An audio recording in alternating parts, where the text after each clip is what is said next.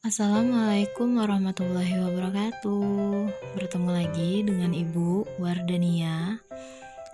Pada kali ini Ibu akan menjelaskan materi pembelajaran kita yang ketiga, mata pelajaran Ilmu Pengetahuan Sosial kelas 7 tentang potensi sumber daya alam dan kemaritiman Indonesia. Adapun tujuan pembelajaran kita kali ini, yang pertama, siswa dapat menganalisis potensi sumber daya alam berupa hutan dan tambang di Indonesia. Yang kedua, siswa dapat menganalisis potensi kemaritiman berupa perikanan, terumbu karang, dan hutan mangrove di Indonesia. Sebelum kita memulai pembelajaran pada kali ini, Ibu mohonkan untuk menyiapkan buku catatan untuk merangkum dan selembar kertas untuk mengerjakan tugas.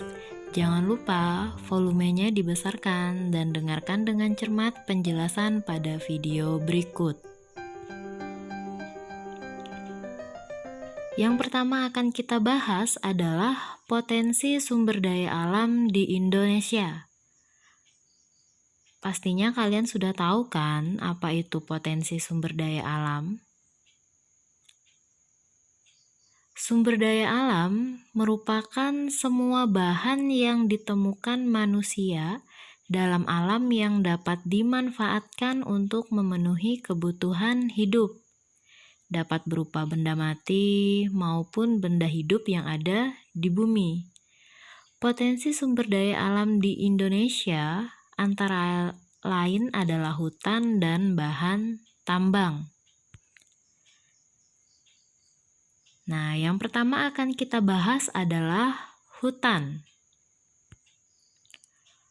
Hutan dapat dikatakan sebagai paru-paru dunia karena hutan dapat menyerap karbon dioksida yang banyak terbentuk dari hasil-hasil pembakaran dan mengeluarkan oksigen yang sangat dibutuhkan oleh makhluk hidup untuk bernafas. Nah, hutan ini dibagi menjadi beberapa jenis ya. Nah, jenisnya ini dikelompokkan sebagai berikut. Yang pertama, menurut tujuan atau fungsinya.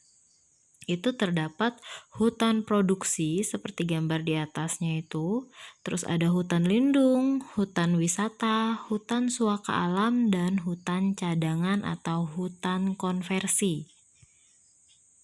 Yang kedua, menurut jenis tumbuhan. Itu hutan dibagi menjadi dua, yaitu hutan homogen dan hutan heterogen.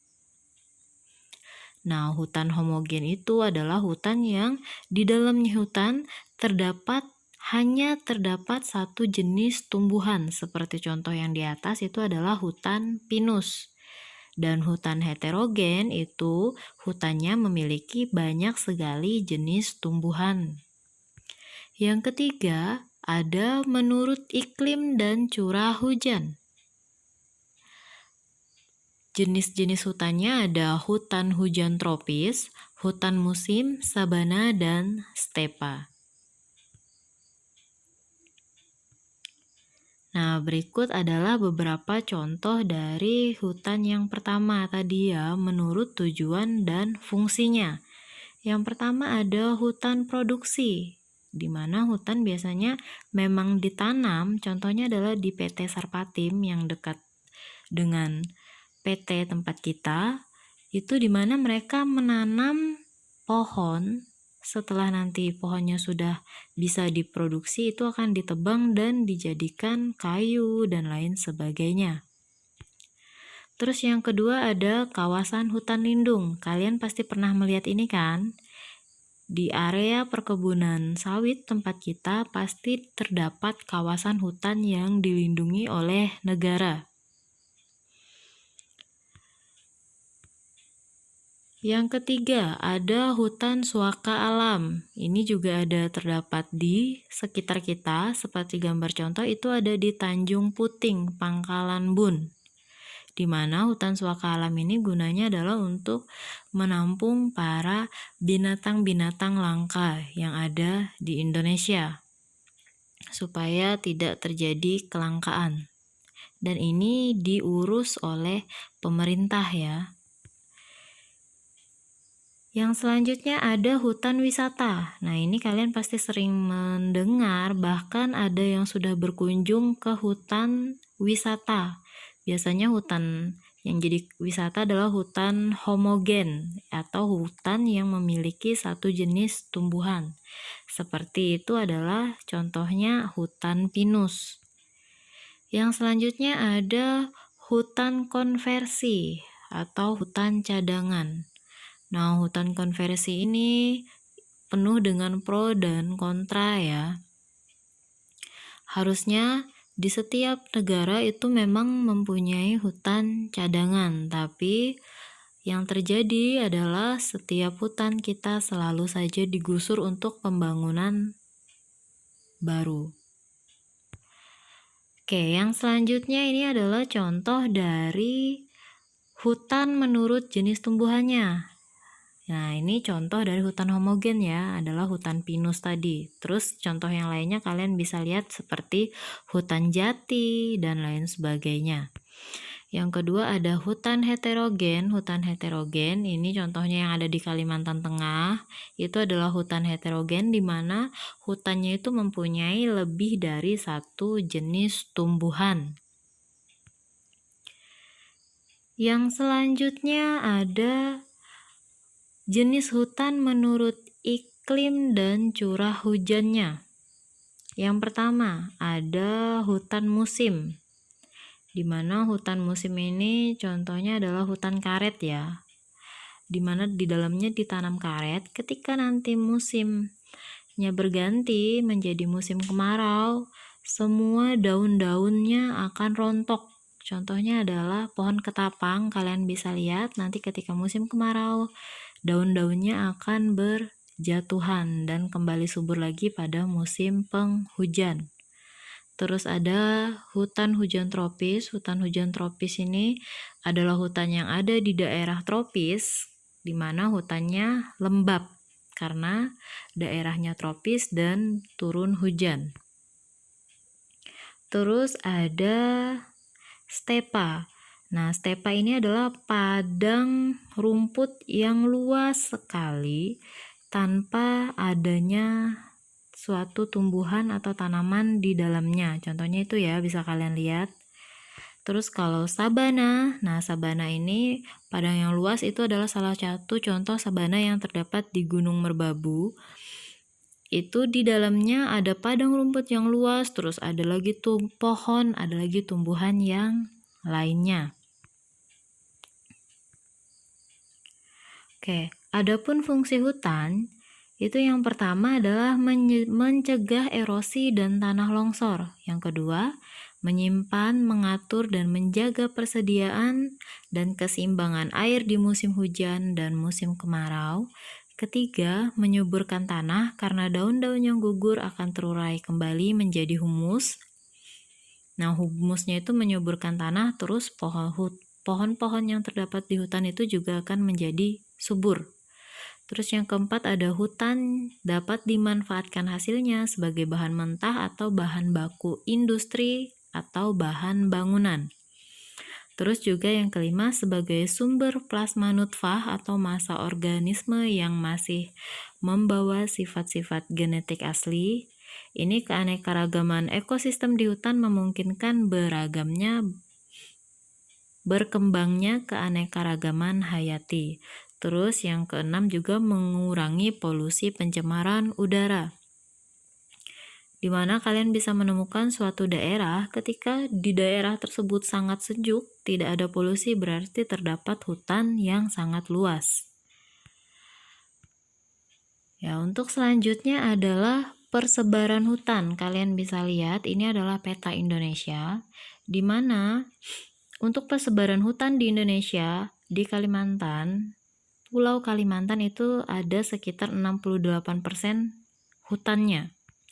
Terus di Papua ada sekitar 78%, Sumatera 57%, Sulawesi 32%, dan terakhir Pulau Jawa dengan 22%.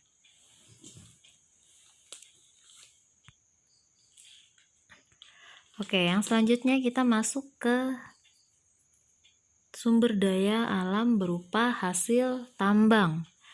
Pertambangan adalah segala kegiatan manusia yang berhubungan dengan usaha untuk memanfaatkan barang tambang yang ada di dalam bumi maupun terdapat di permukaan bumi. Berikut adalah jenis-jenis bahan tambang yang ada di Indonesia.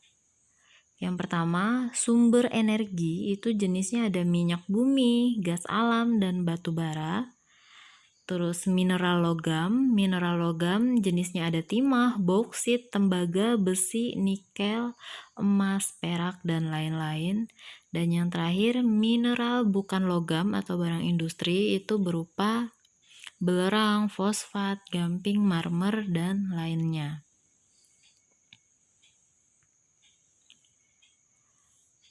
Nah, selanjutnya adalah potensi kemaritiman yang ada di Indonesia. Ada yang tahu apa itu maritim? Ya, maritim adalah lautan ya. Jadi potensi kemaritiman Indonesia ini berupa potensi sumber daya laut yang ada di Indonesia. Nah, sebagai negara kepulauan terbesar di dunia, Indonesia itu memiliki lebih dari 17.000 pulau dari Sabang hingga Merauke. Luas total wilayah Indonesia adalah 7,81 juta kilometer persegi yang terdiri dari daratan, lautan, dan juga zona ekonomi eksklusif atau disebut ZE. Nah, potensi kemaritiman Indonesia ini itu yang pertama ada berupa perikanan. Perikanan adalah usaha penangkapan atau pemeliharaan ikan untuk memenuhi kebutuhan manusia. Ya, ikan seperti yang kalian makan tiap harinya itu adalah beberapa jenis ikan. Yang pertama, perikanan dikelompokkan menjadi dua, yaitu ikan tipe Asia dan ikan tipe Australia. Ikan tipe Asia, ciri ikan jenis ini adalah berbentuk lebar dan warnanya sesuai dengan air, misalnya ikan kembung, ikan ekor kuning, ikan selar, dan ikan bawal. Ini sudah pernah kalian makan semua ya, ikan kembung, ikan ekor kuning, ikan selar. Itu adalah jenis ikan tipe Asia. Nah, ikan jenis ini hidup di sebelah barat Selat Makassar. Yang selanjutnya ada ikan tipe Australia. Ikan tipe ini bentuknya bulat panjang, sesuai untuk hidup di laut bebas dan dalam. Contohnya ikan tuna, ikan tongkol, dan ikan cucut. Ikan tipe ini hidup di sebelah timur Selat Makassar. Sudah pernah lihat semua kan ikan-ikan ini? Bukan hanya lihat, pastinya sudah pernah makan. Oke, yang selanjutnya ada terumbu karang. Nah, terumbu karang adalah bangunan ribuan karang yang menjadi tempat hidup dan makhluk hidup lainnya. Terumbu karang termasuk ekosistem yang paling tua di bumi ini. Tahap utama evolusi terumbu karang terjadi kira-kira 500 juta tahun yang lalu. Waktu yang dibutuhkan terumbu karang untuk hidup adalah 5.000 sampai 10.000 tahun. Nah, kalian bagi yang sudah pernah melakukan diving atau snorkeling, udah pernah lihat belum bagaimana bentuknya terumbu karang? Ini adalah contohnya ya. Untuk mendapatkan terumbu karang yang seindah ini, yang kalian bisa nikmati dengan mata kalian, itu waktunya lama sekali. Jadi, kita harus menjaganya ya.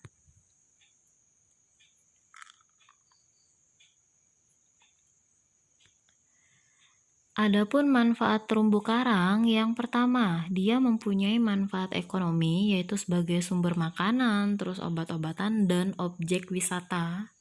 Terus yang kedua ada manfaat ekologis, yaitu mengurangi hempasan gelombang pantai yang dapat berakibat terjadinya abrasi. Yang ketiga ada manfaat sosial ekonomi, yaitu sebagai sumber perikanan yang dapat meningkatkan pendapatan para nelayan, Iya, karena di mana terdapat terumbu karang yang bagus, yang banyak di situ juga terdapat ikan yang melimpah. Terumbu karang juga menjadi daya tarik objek wisata yang dapat meningkatkan pendapatan penduduk di sekitar daerah pariwisata.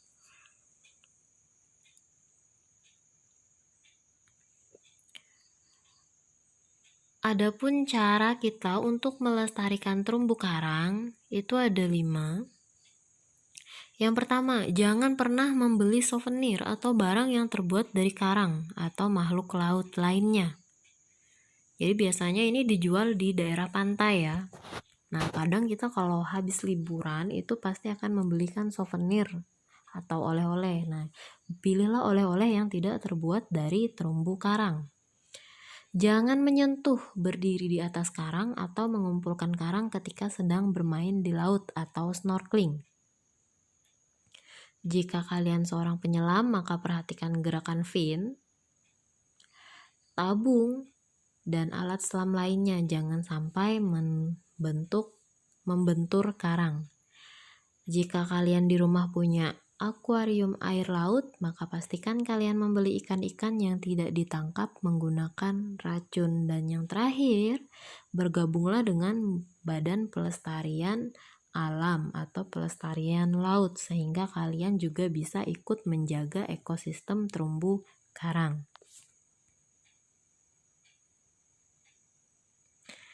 Nah, yang terakhir, potensi kemaritiman Indonesia ada hutan mangrove. Nah, hutan mangrove ini atau yang kalian kenal dengan hutan bakau merupakan tipe hutan yang terletak di daerah pasang surut air laut. Kalian sudah pasti pernah melihat kan? Nah, hutan mangrove ini memiliki fungsi yaitu 1. Fungsi ekologis sebagai habitat atau tempat hidup binatang laut untuk berlindung, mencari makan, dan melindungi pantai dari abrasi laut. Terus yang kedua, fungsi ekonomis berupa nilai ekonomi dari kayu dan makhluk hidup yang ada di dalamnya. Penduduk bisa memanfaatkan kayu sebagai kayu bakar, arang, atau pembuatan kertas.